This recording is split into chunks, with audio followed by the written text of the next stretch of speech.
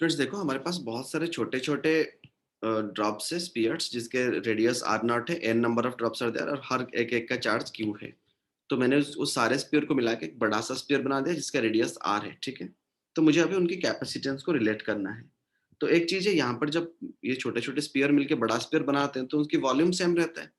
तो एक छोटा स्पीयर का वॉल्यूम कितना है, 4/3 पायर नॉट क्यू। और कितने नंबर से, एन नंबर से, तो एन मल्टीप्लाई कर दिए। सो देन बड़ा स्क्वायर का क्या है, 4/3 pi r cube. Correct, 4/3 pi r cube. तो इसको सॉल्व करने से छोटा रेडियस और बड़ा रेडियस में क्या गैप आ रहा है, so that is R is equal to N to the power 1/3 R naught. So total charge on big drop, एक छोटा ड्रॉप का था Q naught, N number of charges है तो एन क्यू नॉट, ठीक है। And capacitance of the bigger sphere you know 4π into r, and r के बदले में अगर मैं रिप्लेस करूं तो n to the power 1/3 R naught जो हमने निकाले रेडियस के link. So that is n to the power 1/3 into c naught, क्योंकि c नॉट जो है वो छोटा छोटा स्पीयर जो था उनका कैपेसिटेंस है, इन लोगों का कैपेसिटेंस c नॉट, इनका capacitance c। Then what is the relation between them, just that we just wanted to find, ठीक है। नेक्स्ट चलते हैं। Next right, electric potential of the big drop, right. Electric potential of the big drop, electric potential of the big drop,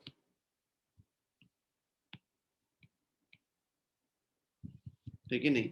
so that is equal to v is equal to how much, n q naught by c। So that is equal to n q naught divided by c का क्या है छोटे की terms पे, n/3 into small c naught. So that is equal to how much, अगर पूरा का दिखेंगे तो कितना हो जाएगा, n टू दी पावर ऊपर जाके 2/3 हो जाएगा into v naught. Correct, yes sir no. So next, ये हो गया मेरा इलेक्ट्रिकल पोटेंशियल छोटे और बड़े के रेंज में। ये बड़ा कैपेसिटेंस का V और ये छोटा का, मतलब ये जो बड़ा हमने बनाए थे रेडियस R, इसका पोटेंशियल था V, और हम जो छोटे छोटे लिए थे जिसका रेडियस R नॉट था उसका V नॉट था। तो what is the relation between that two, we found that one also. Next, total energy of the big drop, right. Total energy, right, total energy of the big drop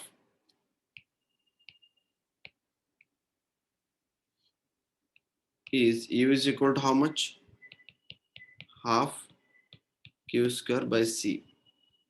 तो that is equal to n q naught का square divided by 2 into n to the power 1/3 c naught, that is equal to n to the power 5/3 u naught। तो छोटा में जो energy था उसको मैं अगर n to the power 5/3 कर देंगे तो टोटल एनर्जी मिल जाएगा। मतलब ये फॉर्मूला बताने की ये मतलब है कि आपको पूरा डिराइव करना जरूरत नहीं है हमेशा। अगर इस तरह की क्वेश्चन है तो अगर ये दिमाग पे फॉर्मूला है तो आप directly put the formula, get the answer पे निकाल सकते हो। You can save some time on a question so that you can spend the time on the other question.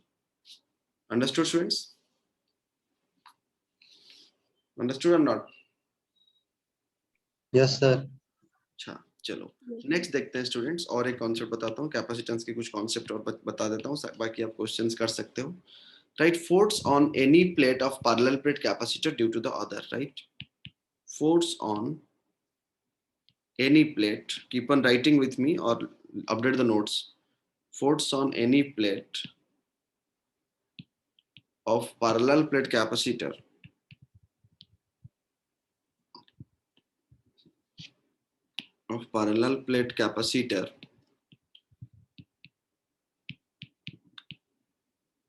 due to other. Force on any plate of parallel plate capacitor due to other, ठीक है। इसका ये मतलब है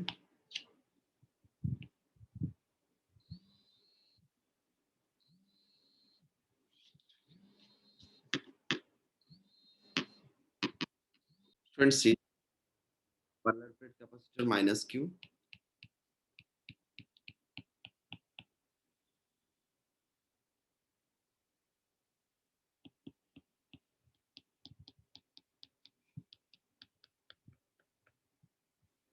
और electric field जो होता है वो माइनस टू प्लस होता है।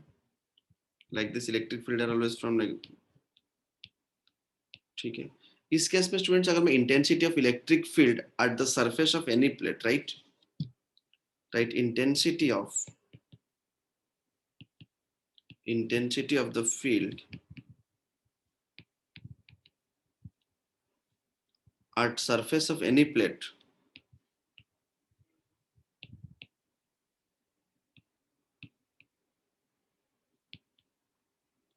intensity of the field at surface of any plate due to other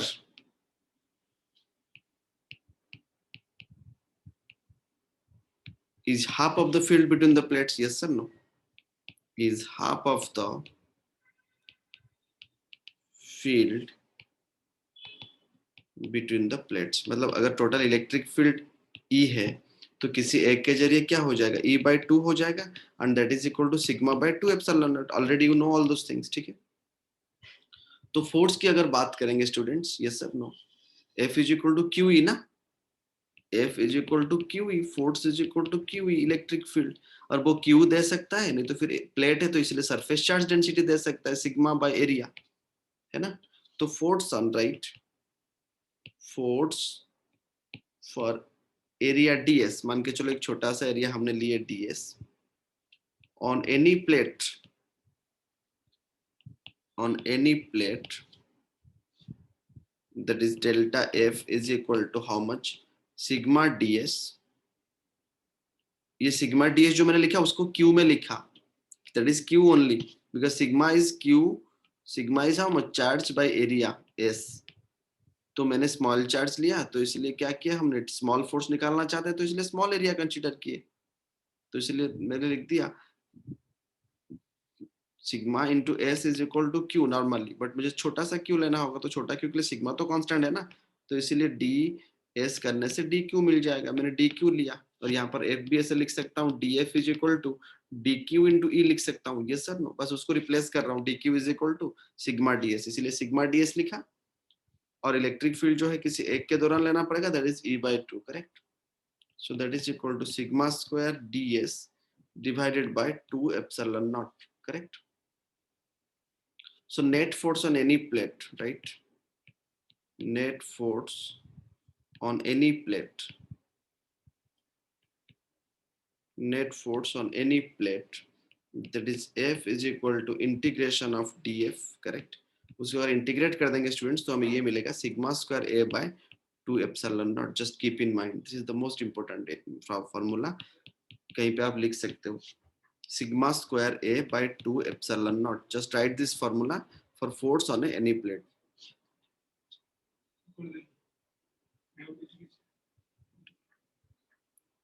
तो F is equal to sigma square A by 2 epsilon naught, correct.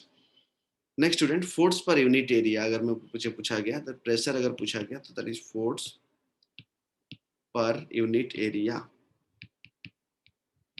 Force per unit area क्या होगा, that is, इसको उसको भी नाम में क्या कहते हैं, इलेक्ट्रोस्टैटिक प्रेशर. क्या कहते हैं, इलेक्ट्रोस्टैटिक प्रेशर. अगर मैं एरिया डिवाइड कर दूं तो pressure is equal to how much, force by area, तो एरिया डिवाइड करने से सिग्मा बाय 2 एप्सिलॉन हो जाएगा. तो क्वेश्चन में ध्यान में देखना कि वो इलेक्ट्रोस्टैटिक प्रेशर पूछा है या फोर्स पर यूनिट एरिया पूछा है. तो यूनिट एरिया पूछेगा तो ए को डिवाइड कर देंगे, ठीक है. So it will be this much only, just keep on writing this one.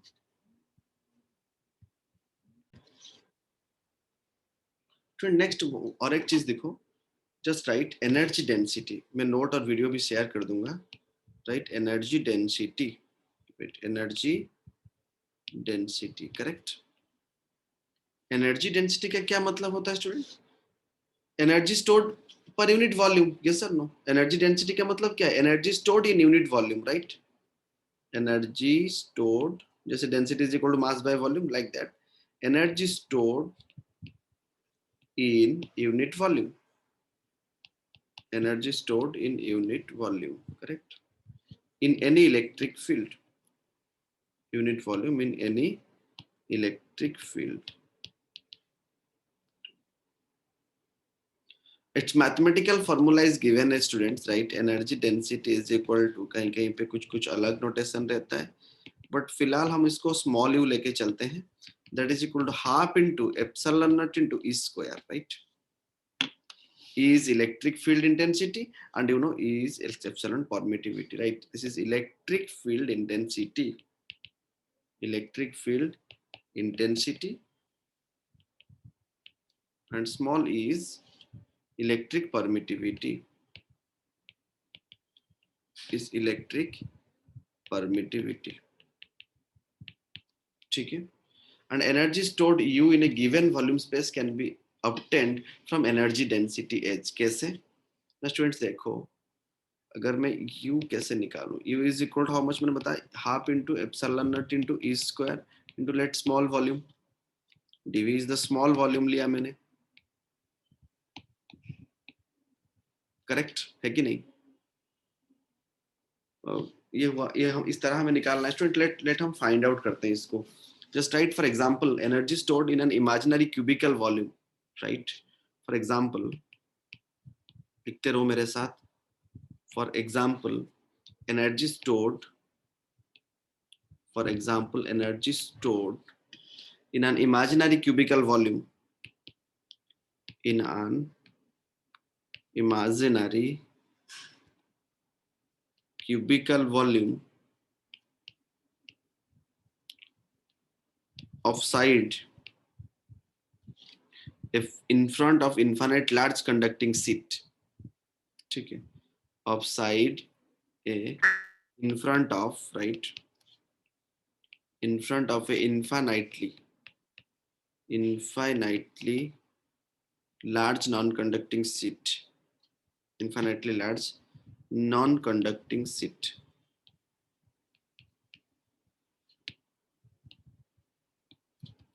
of uniform charge density sigma, right, of uniform charge density। ये इसीलिए लिखवा रहा हूं कि ये क्वेश्चन में इस तरह से लिखा होगा, uniform charge density sigma can be obtained as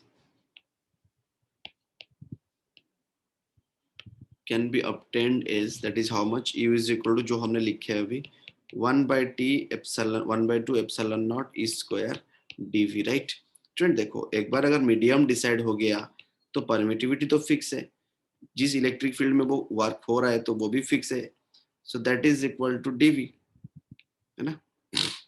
ठीक है, तो अगर मैं इसको लिखूं तो थोड़ा देख लेते हैं, half into epsilon naught into, ठीक है, वॉल्यूम मतलब साइड इज ए क्यू, और हम पहले से निकाल चुके हैं, क्या निकाल चुके हैं, ई स्क्वायर, मतलब ई पता है सिग्मा बाय 2 एप्सिलॉन नॉट, इसका स्क्वायर कर देंगे तो कितना हो जाएगा, sigma square by 4 epsilon naught का स्क्वायर, राइट, इनटू ए क्यू। समझ पे आया? तो u इज इक्वल टू कितना हो जाएगा students, finally sigma square, epsilon epsilon cancel, A Q divided by 8 epsilon not. Just keep in mind question में a दिया होगा, सिग्मा भी दिया होगा, और एप्सिलॉन का वैल्यू आपको पता है, तो आप निकाल सकते हो u, ठीक है, एनर्जी डेंसिटी आप निकाल सकते हो। Similarly, students, to find the energy stored in a solid conducting sphere of total charge q and radius r, ठीक है, कैसे, मतलब कोई भी दिया हुआ है, चार्ज इज यूनिफॉर्मली डिस्ट्रीब्यूटेड, उनके चलो और एक क्वेश्चन दिया हुआ है, to find energy stored, to find, just copy में सब कुछ मेंटेन करो, कैपेसिटेंस कॉपी में, to find energy stored inside a solid, inside a solid non-conducting sphere, solid non-conducting sphere, ठीक है, of total charge q, of total charge q and radius r,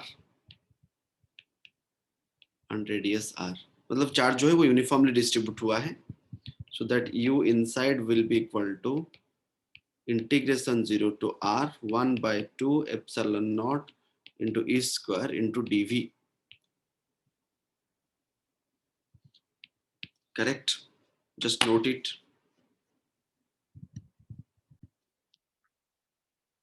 Student, here also the same thing you can do for a solid sphere to be made up of large number of concentric spherical cells, ठीक है, we can also do this one for solid sphere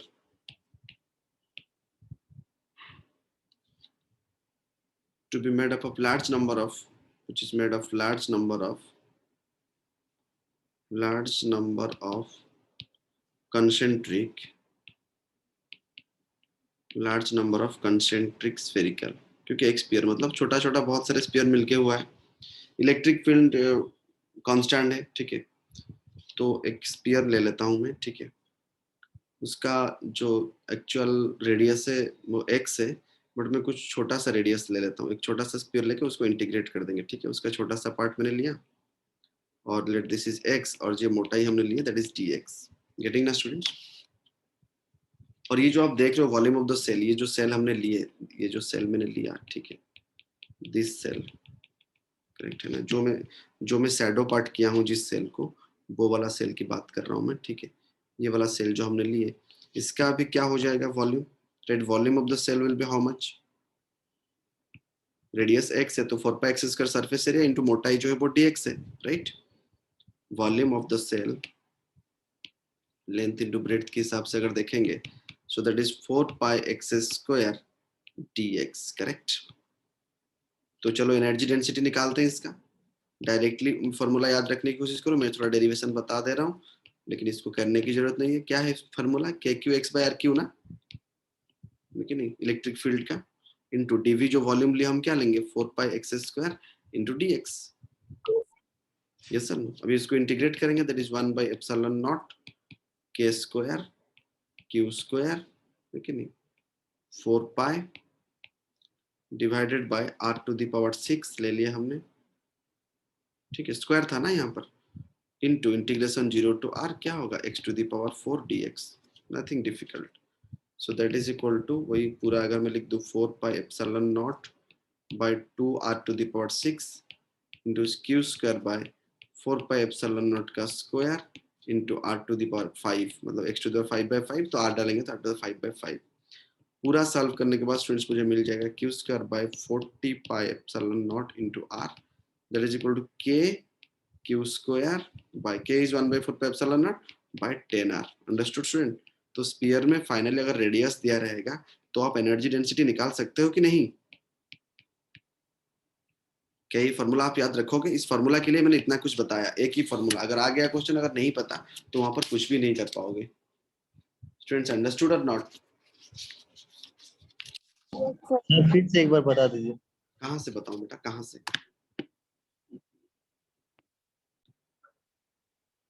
next combination of capacitors की तो आपको पता है, series में parallel की तरह और पैरेलल में सीरीज की तरह ट्रीट होता है, ठीक है।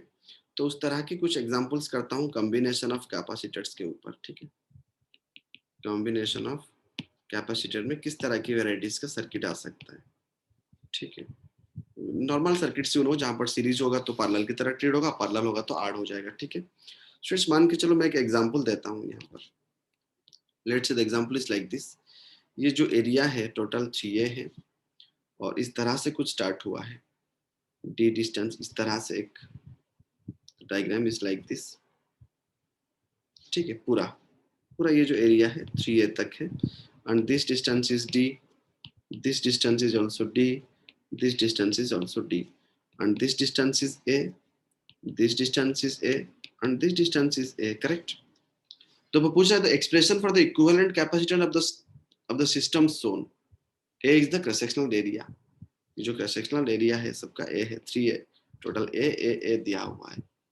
स्टूडेंट्स देखो ये जो तीन कैपेसिटर है, ये एक कैपेसिटर है स्टूडेंट्स, यू कैन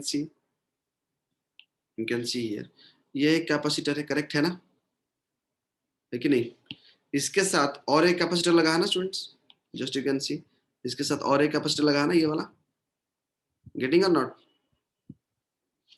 फिर उसके साथ और भी एक कैपेसिटर लगाना यहां तक, तो मतलब तीनों कैपेसिटर कैसे लगे हैं, पैरेलल पे लगे हैं कि नहीं?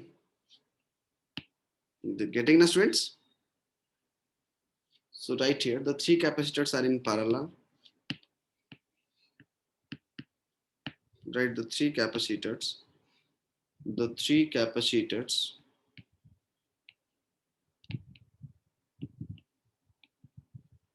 are in parallel,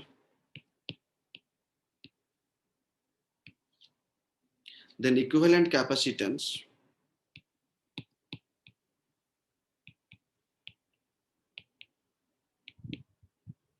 C is equal to how much, C1 plus C2 plus C3, so that C is equal to how much, epsilon naught A by D plus epsilon naught A by 2D, क्योंकि distance देखो यहाँ पर D था और ये D कितना हो गया, 2D हो गया ना सेकंड केस में, और थर्ड केस में क्या हो जाएगा, 3D हो जाएगा, गेटिंग और नॉट? बट एरिया तो सेम है ना सारे का, epsilon naught A, next epsilon naught A by plus epsilon naught A by 3d। तो अगर मैं epsilon not a by d common ले आऊं, so that will be 1 plus 1 by 2 plus 1 by 3, so that is equal to 11 by 6 epsilon not a by d। Understood? Energy density के बाद इस तरह की एक केस समझ पे आया स्टूडेंट्स? Just note it.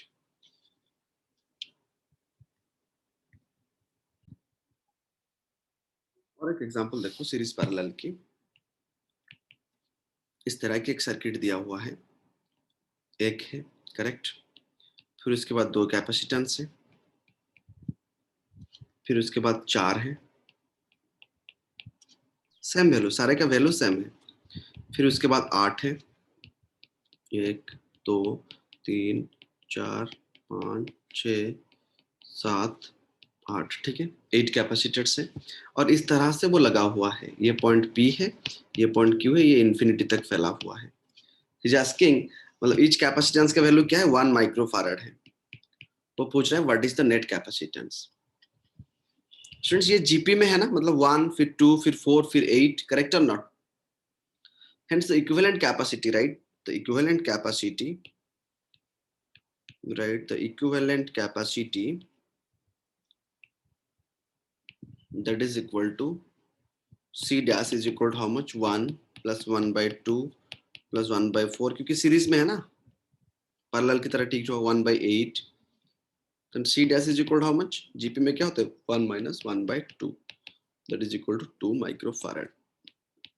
ये 1 जो 1 माइक्रोफैराड, दूसरा का आधा हो जाएगा, तीसरा 1 by 4 टाइम्स हो जाएगा, फोर्थ का 1 by 8 टाइम्स हो जाएगा, तो इस तरह रहेगा। तो that is the GP is 1 by 1 by 2, 1 minus 2, that is 2 microfarad। Understood students? Understood or not? Yes, sir. ठीक है, नेक्स्ट क्वेश्चन देखते हैं। Student just see here, another example मैं just बताता हूँ। Just there is a capacitor whose value is C1, another capacitor whose value is C2, another capacitor whose value is C3, another capacitor whose value is C4, correct? और बीच में एक switch लगा हुआ है, ठीक है। और इस पूरा सिस्टम जो है उसके साथ एक बैटरी लगा हुआ है, जिस बैटरी का वैल्यू 12 वोल्ट है। और इसका वैल्यू लिख देता हूँ 1 microfarad, C2 is 3 microfarad and C3 is 2 microfarad, this is 2 microfarad and C4 is 4 microfarad, correct? तो थोड़ा चलो सर्किट को एनालिसिस करते हैं, ठीक है student? Let's analyse the circuit, ठीक है।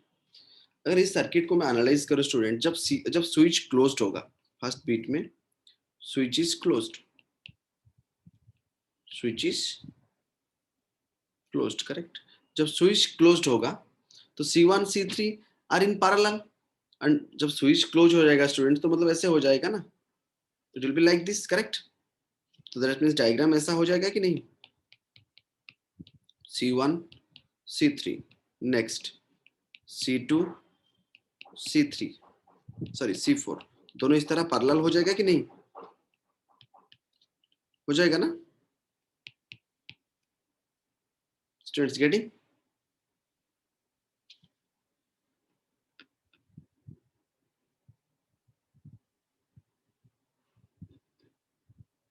स्टूडेंट्स समझ पे आ रहा है ना?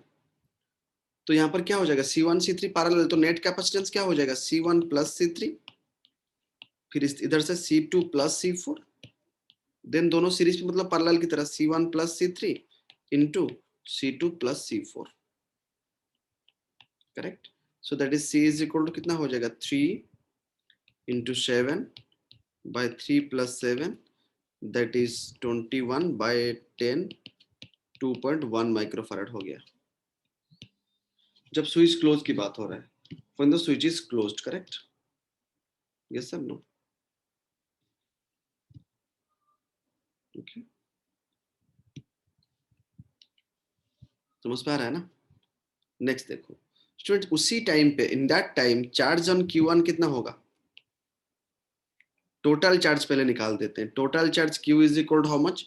CV, that is 2.1 microfarad, 2.1 microfarad into 12 volts total voltage, so that is 25.2 microcoulomb। ये आ गया टोटल चार्ज। अगर चार्ज ऑन C1 की मैं बात करूं, क्वेश्चन में पूछ सकता है charge on C1, so that is Q1 is equal to total charge C1 by C1 plus C3 into Q. Total charge into, जैसे करंट डिवीजन वोल्टेज डिवीजन करते हैं करंट इलेक्ट्रिसिटी में, 1 + 1 + 2 into 25.2, so that is equal to 8.4 microcoulomb. ध्यान से देखो। Then charge on C3, right, charge on C3 अगर निकालना चाहते हैं, so that is Q3 is equal to C3 हमेशा into total charge Q by C1 + C3 जो पैरेलल पे लगा हुआ है, so that is equal to 2 by 1 + 2 into 25.2 microcoulomb, so that is equal to how much? 16.8 microcoulomb, correct? ठीक, इसी तरह आप चार्ज ऑन, ध्यान से देखो इसको, बाद में देख के थोड़ा समझ लेना।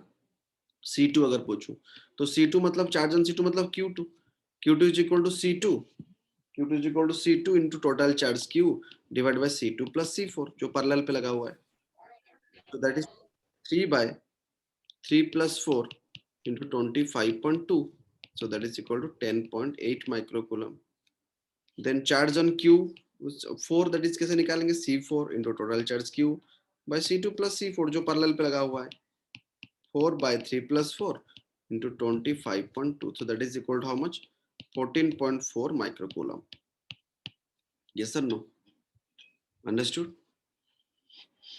और स्टूडेंट जैसे आपने देखे वेस्टर्न ब्रिज में P by Q is equal to R by S, ठीक है, P by Q is equal to R by S, है ना? तो बोस्टन वाला चीज वाला यहाँ पर भी एप्लीकेबल होता है, मतलब कुछ एग्जांपल्स पे ऐसे भी दे सकता है वो, जैसे इस तरह की सर्किट वो दिया होगा। वेस्टर्न ब्रिज याद है ना, P by Q is equal to R by S, पढ़े हो कि नहीं? ठीक उसी तरह this is C1, let this is C3, this is C4, let this is C5, और बीच में कैपेसिटेंस लगा है C2, करेक्ट? अगर स्टूडेंट यहाँ पर वेस्टर्न ब्रिज की बात करूं,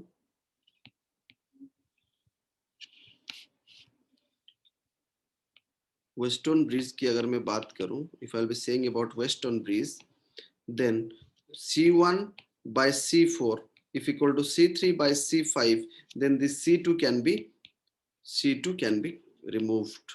Bridge is balanced, so no current will flow through that. तो उसी केस में अगर C2 को रिमूव कर देंगे तो आप आराम से बना सकते हो, ठीक है? तो मतलब आप ये C2 को लीव कर सकते हो, लीव करके अभी C1 सीरीज C3 सीरीज में हो जाएगा और C4 C5 पैरेलल में हो जाएगा, सॉरी सीरीज में हो जाएगा, फिर दोनों पैरेलल पे आराम से आप बना सकते हो इस तरह की सर्किट। वैरायटीज ऑफ सर्किट आप इस तरह से बना सकते हो, करेक्ट ना? फिर कुछ इस तरह की सर्किट आपको मिल सकता है, there is a capacitance, there is a capacitance, there is a capacitance, let this is x point, this is y point, इन दोनों पॉइंट्स को वो सेट कर दिया है, इन दोनों पॉइंट को वो सेट कर दिया है, ठीक है? मान के चलो ये 3 microfarad, this is 3 microfarad, this is 3 microfarad, correct? तो इसका इक्विवेलेंट डायग्राम अगर मैं बनाऊं student, if I will be drawing the equivalent diagram of this, then this can also be, यहाँ पर हमने ले लिया 3 माइक्रोफैरड एक्स वाई,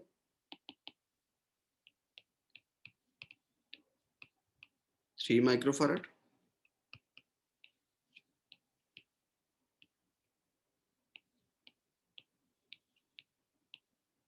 तीनों पैरेलल हो गया, तो नेक्स्ट तीनों पैरेलल जब ऐड हो जाएगा तो नेक्स्ट कैपेसिटेंस क्या हो जाएगा, 9 microfarad is the total, C equivalent is equal to how much, 9 microfarad. समझ पे आ रहा है कि नहीं स्टूडेंट्स? गेटिंग ना? अरे गेटिंग और नॉट? Yes, sir. फिर बाद में नोट्स अपडेट कर देना, मैं वैरायटीज ऑफ सर्किट बता दे रहा हूँ। फिर नेक्स्ट में और एक चीज देखो, इस पे क्या कर सकता है वो, इस तरह ऐड कर सकता है, मतलब 3 कैपेसिटेंस तो था, बीच में कैपेसिटेंस इस तरह से दे दिया और नीचे से कैपेसिटेंस इस तरह से। ऑलरेडी करंट इलेक्ट्रिसिटी में आप इस तरह की सर्किट के साथ डील कर चुके हो, है ना? सारे का 6 ले लिया उसने, 6 microfarad, this is also 6 microfarad, this is also 6 microfarad, this is also 6 microfarad, this is also 6 microfarad, है ना? तो यहाँ पर क्या कर सकते हैं हम, x ले लो, y ले लो, this is like western breeze only, correct? This is like a western breeze, this इसका इक्विवेलेंट डायग्राम इस तरह बनाया जा सकता है, ठीक है? और बीच में आप इसको ऐसे रख सकते हो, correct? So this is 6 microfarad, this is 6 microfarad, this is 6 microfarad, this is 6 microfarad, और बीच में भी 6 माइक्रोफैराड. ब्रिज इज बैलेंस्ड, तो ये वाला नहीं रहेगा कैपेसिटेंस, तो आप आराम से कर सकते हो फिर नेक्स्ट वाला. अंडरस्टूड कि नहीं?